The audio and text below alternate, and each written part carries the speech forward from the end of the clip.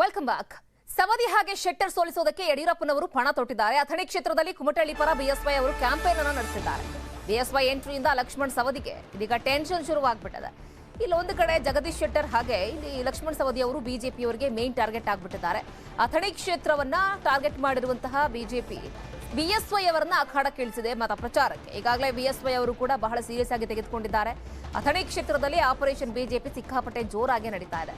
ಕಾಂಗ್ರೆಸ್ ಸ್ಥಳೀಯ ನಾಯಕರು ಬಿಜೆಪಿಗೆ ಜೈ ಅಂತಿದ್ದಾರೆ, ಕಾಂಗ್ರೆಸ್ಗೆ ಕೈ ಕೊಡ್ತಾ ಇದ್ದಾರೆ. ರಮೇಶ್ ಜಾರಕಿಹೊಳಿ ಅವರ ನೇತೃತ್ವದಲ್ಲಿ ಈ ಆಪರೇಷನ್ ಕಮಲ ನಡೀತಾ ಇದೆ. ರಮೇಶ್ ಜಾರಕಿಹೊಳಿ ಅವರಿಗೆ ಅದು ಪ್ರತಿಷ್ಠೆಯ ಕಣ ಆಗ್ಬಿಟ್ಟಿದೆ. ಯಾಕಂದ್ರೆ ಸಾಕಷ್ಟು ಹಗ್ಗ ಜಗ್ಗಾಟಗಳ ನಡುವೆ ಲಕ್ಷ್ಮಣ್ ಸವದಿ ಅವರನ್ನ ವಿರೋಧ ಕಟ್ಟಿಕೊಂಡು ಅವರು ಮಹೇಶ್ ಕುಮಟಹಳ್ಳಿ ಅವರಿಗೆ ಟಿಕೆಟ್ ಅನ್ನ ಕೊಡಿಸಿದ್ರು.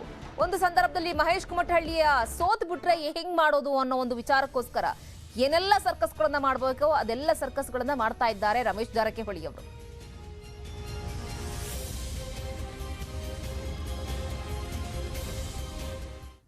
ಇನ್ನು ಅಥಣಿ ಕ್ಷೇತ್ರದಲ್ಲಿ ವಾಕ್ಸಮರ ಜೋರಾಗಿದೆ. ಸವದಿಯನ್ನ ಸೋಲಿಸುವಂತಹ ಜವಾಬ್ದಾರಿಯನ್ನ ಕ್ಷೇತ್ರದ ಜನರಿಗೆ ಕೊಟ್ಟಿದ್ದಾರೆ ಬಿಎಸ್ವೈ. ಯಡಿಯೂರಪ್ಪನವರ ಬೆನ್ನಿಗೆ ಚೂರಿ ಹಾಕಿದವರು ಸವದಿ ಅಂತ ರಮೇಶ್ ಜಾರಕಿಹೊಳಿ ಕಿಡಿಕಾರಿದ್ರು. ಇಬ್ಬರಿಗೂ ಕೂಡ ಸವದಿ ನಯವಾಗಿ ತಿರುಗೇಟನ ಕೊಟ್ಟಿದ್ದಾರೆ. ಲಕ್ಷ್ಮಣ ಸವದಿಗೆ ನೀನು ಇನ್ನು 5 ವರ್ಷ 2 ತಿಂಗಳು ವಿಧಾನ ಪರಿಷತ್ತಿನ ಸದಸ್ಯರ ಸಮಯ ಇತ್ತು. ಇನ್ನು 5 ವರ್ಷ 2 ತಿಂಗಳು ಇದ್ರೂ ಸಹ ಬಿಜೆಪಿ ಬೆನ್ನಿಗೆ ಚೂರಿ ಹಾಕಿ ಲಕ್ಷ್ಮಣ ಸವದಿ ಹೋಗಿರ್ಬೇಕಾದ್ರೆ ಅವ್ರಿಗೆ ಪಾಠವನ್ನು ಕಲಿಸುವಂತ ಕೆಲಸ ನಾವು ಮಾಡ್ತೀವಿ. ಯಡಿಯೂರಪ್ಪನವರೇ ಮನೆ ಮನೆಗೆ ಹೋಗ್ತೇವೆ, ಇದು ನಮ್ಮ ಜವಾಬ್ದಾರಿ. ಕೈ ಎತ್ತಿ ನೋಡೋಣ ಒಂದ್ಸರಿ. ಜಗದೀಶ್ ಶೆಟ್ಟರ್ನ ಲಕ್ಷ್ಮಣ ಸವದಿನ ಸೋಲಿಸ್ತಕ್ಕಂಥದ್ದನ್ನ ನಾನು ತೀರ್ಮಾನ ಮಾಡಿ ನಾನು ಹೊಂಟಿದ್ದೀನಿ ಅಂತಂದ್ರು. ಆದ್ರೆ ಈಗ ಬಂದ ಮೇಲೆ ಯಾಕೋ ನನ್ನ ಮ್ಯಾಗ ಪ್ರೀತಿ ಹೆಚ್ಚೋ ಏನೋ ಗೊತ್ತಾಗ್ಲಿಲ್ಲ. ಇಲ್ಲಿ ಹೋಗೋ ಮುಂದೆ ಅವ್ರೇನ್ ಹೇಳಿದ್ರೆ ನಾವು ಹುಬ್ಬಳ್ಳಿ ಮಾತ್ರ ನಾನ್ ಸೋಲಿಸ್ತೀನಿ, ಇಲ್ಲಿ ಲೋಕಲ್ ಅವ್ರ ನೀವು ಇದನ್ನ ಅತಿ ತೋರಿಸುವಂತ ಜವಾಬ್ದಾರಿ ನನ್ನ ಮೇಲೆ ಒಂದು ಹಳೆಯ ಸಂಬಂಧ ಹಳೆಯ ಒಂದು ಶಿಷ್ಯ ಅಂತ ಹೇಳಿ ಅವ್ರು ಬಹುತೇಕ ಅದನ್ನ ಅರ್ಥ ಮಾಡ್ಕೊಂಡು ಹೇಳಿರ್ಬೋದು ಅಂತ ಹೇಳಿ ಈ ಸಂದರ್ಭದಲ್ಲಿ ನಾನು ಈ ಭಾಗದ ನಮ್ಮ ಪಕ್ಷಕ್ಕೆ ದ್ರೋಹ ಮಾಡಿ ಕಾಂಗ್ರೆಸ್ ಪಕ್ಷ ಹೋದಂತ ಲಕ್ಷ್ಮಣ ಸವದಿಗೆ ಬುದ್ಧಿ ಕಲಿಸಬೇಕು. ನಾವು ಈ ಚುನಾವಣೆ ಐತಿಹಾಸಿಕವಾದ ತರಂಬುತ್ತದೆ. ಒಂದು ಮಹೇಶ್ ಕುಮಟಳ್ಳಿ ಅವರಿಗೆ ಯಡಿಯೂರಪ್ಪನವರಿಗೆ ಬಣ್ಣ ಚೂರಿ ಹಾಕಿದ ಮನುಷ್ಯ ಲಕ್ಷ್ಮಣ ಸವದಿ. ಲಕ್ಷ್ಮಣ ಸವದಿನ ಚಕುಣಿ ಕೆಲಸ ಮಾಡಿ ಹೈಕಮಾಂಡ್ ಕಿವಿಯಲ್ಲಿ ತುಂಬಿ ಯಡಿಯೂರಪ್ಪನ ಸಹಿತ ತ್ರಾಸ ಕೊಟ್ಟ ಮನುಷ್ಯ ಲಕ್ಷ್ಮಣ ಸವದಿ. ಅದಕ್ಕೆ ನೀವೆಲ್ಲ ಲಿಂಗಾಯತರಿರ್ಬೋದು, ಹಿಂದೂ ಜನ ಇರ್ಬೋದು, SC ಇರ್ಬೋದು, ಮುಸಲ್ಮಾನರಿರ್ಬೋದು, ನಮ್ಮ ಬಿಜೆಪಿ ಪಕ್ಷ ಓಟ್ ಹಾಕಿ ಒಂದು ಧರ್ಮ ಯುದ್ಧದಲ್ಲಿ ವಿಷಯ ಮಾಡ್ಕೊಡ್ಬೇಕಂತ ಕೈ ಮುಗಿ ಕೇಳ್ಕೊತೀನಿ ತಮ್ಮನ್ನೆಲ್ಲ. ನಾನು ಕೆರಳಿಸ್ಬೇಕು, ಕೆರಳಿ ನಾನೇನಾದ್ರೂ ಅವರಿಗೆ ಅವಾಚ್ಯ ಶಬ್ದಗಳನ್ನ ಮಾತಾಡಬೇಕು ಅಂತಕ್ಕಂಥ ಒಂದು ದುರುದ್ದೇಶ ಇಟ್ಕೊಂಡು ಅದನ್ನ ಮಾತಾಡಿರ್ಬೋದು ಅಂತ ಹೇಳ್ತೀನಿ. ಅದ್ರ ಬಗ್ಗೆ ನೀನ್ ಎಷ್ಟೇ ಮಾತಾಡೋಣ ರಮೇಶಣ್ಣ, ನೀ ಏನ್ ಬೇಕಾದ ಬೈ ಏನ್ ಬೇಕಾದನ್ನು ನಾನು ಚುನಾವಣೆ ಆಗುವವರೆಗೆ ಬಾಯಿ ಪಿಟಕ್ ಅನ್ನುವಂತ ಮಾತನ್ನ ನಾನು ಮಾಡೋದಲ್ಲ ಅಂತ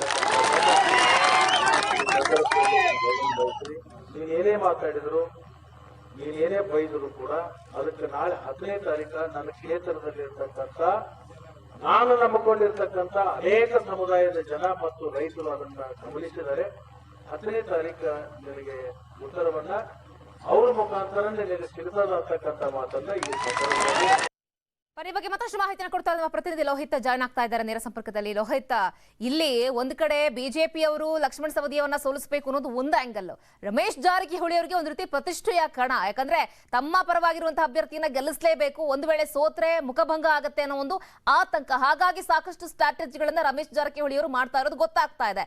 ಯಾವ ನಿಟ್ಟಿನಲ್ಲಿ ಇವರು ತಂತ್ರಗಳನ್ನ ಪ್ಲಾನ್ಗಳನ್ನ ಮಾಡ್ತಾ ಇದ್ದಾರೆ ರಮೇಶ್ ಜಾರಕಿಹೊಳಿ?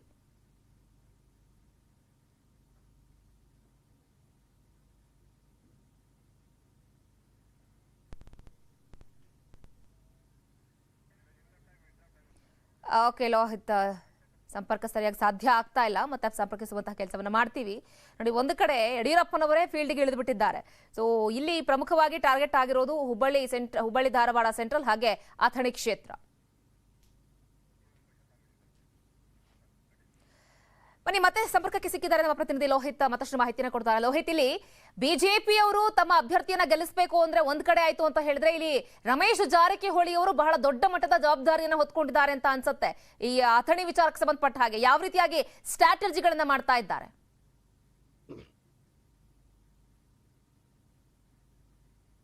ಖಂಡಿತವಾಗ್ಲೂ ಶ್ರುತಿರಾಜ್ ಏನಂತಂದ್ರೆ ಯಾವುದೇ ಕಾರಣಕ್ಕೂ ಅಥಣಿ ಕ್ಷೇತ್ರವನ್ನ ಬಿಜೆಪಿ ಬಿಟ್ಟು ಕೊಡಬಾರ್ದು ಅನ್ನೋ ನಿಟ್ಟಿನಲ್ಲಿ ಈಗ ಸಾಕಷ್ಟು ಸ್ಟ್ರಾಟಜಿಗಳನ್ನ ಮಾಡ್ತಾ ಇದ್ದಾರೆ. ಯಾಕಂದ್ರೆ ಇಬ್ಬರು ನಾಯಕರಿಗೂ ಕೂಡ ಇದು ಮಾಡು ಇಲ್ಲವೇ ಮಡಿ ಅನ್ನೋ ರೀತಿ ಅಂತ ಒಂದು ಪಂದ್ಯದ ರೀತಿಯಲ್ಲಿ ರಾಜಕೀಯ ಅಖಾಡ ಸಿದ್ಧ ಆಗಿರ್ತಕ್ಕಂಥದ್ದು.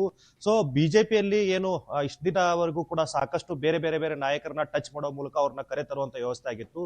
ಸೊ 2 ದಿನಗಳ ಹಿಂದೆ ಯಡಿಯೂರಪ್ಪ ಬಂದ್ ಹೋದ್ಮೇಲೆ ಮತ್ತೆ ಬಿಜೆಪಿ ಅವರು ಸಾಕಷ್ಟು ಆಕ್ಟಿವ್ ಆಗಿದ್ದಾರೆ. ಅದ್ರ ಜೊತೆಗೇನೆ RSS ನ ಪ್ರಮುಖರನ್ನು ಕೂಡ ಯಡಿಯೂರಪ್ಪ ಭೇಟಿ ಮಾಡಿ ಅವರ ಒಂದು RSS ಏನು ಕಾರ್ಯಕರ್ತರ ಅವ್ರನ್ನು ಕೂಡ ಗ್ರೌಂಡ್ ಲೆವೆಲ್ ಆಗಿ ಹೋಗಿ ಬೂತ್ ಮಟ್ಟದಲ್ಲಿ ಹೋಗಿ ಯಾವ ರೀತಿ ಸೌದಿ ಪಕ್ಷಕ್ಕೆ ಮೋಸ ಮಾಡಿದ್ರು ಅನ್ನೋದ್ರ ಬಗ್ಗೆ ಡೀಟೇಲ್ ಆಗಿ ನೀವು ಹೇಳ್ಬೇಕು, ಮತದಾರರಿಗೆ ಹೇಳ್ಬೇಕು ಅನ್ನೋ ನಿಟ್ಟಿನಲ್ಲಿ ಈಗ ಚರ್ಚೆಗಳು ನಡೀತಾ ಇದಾವೆ. ಸೊ ಪ್ರಮುಖವಾಗಿ ಈಗ ಲಕ್ಷ್ಮಣ್ ಸವದಿಗೆ ಹೇಗಾದ್ರೂ ಮಾಡಿ ಸೋಲಿಸಲೇಬೇಕು. ಯಾಕಂತಂದ್ರೆ ಯಾರು ಪಕ್ಷಕ್ಕೆ ದ್ರೋಹ ಬರೆದು ಹೋಗಿದ್ದಾರೆ, ಸೊ ಅಂತವ್ರನ್ನ ನಾವು ಮತ್ತೆ ಗೆಲ್ಲೋಕ್ ಬಿಟ್ರೆ ಎಲ್ಲೋ ಒಂದ್ ಕಡೆ ಬಿಜೆಪಿ ಇಮೇಜ್ ಡೌನ್ ಆಗುತ್ತೆ.